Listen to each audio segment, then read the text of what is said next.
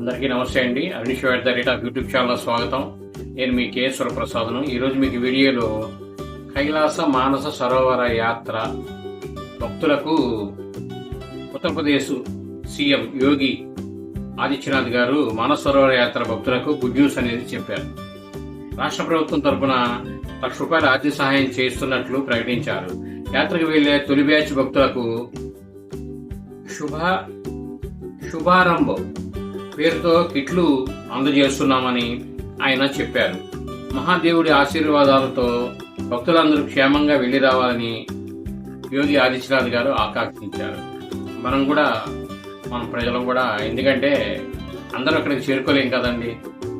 5,500 మంది అప్లికేషన్ పెట్టుకుంటే అందులో 550 మంది మాత్రమే అవకాశం వచ్చింది.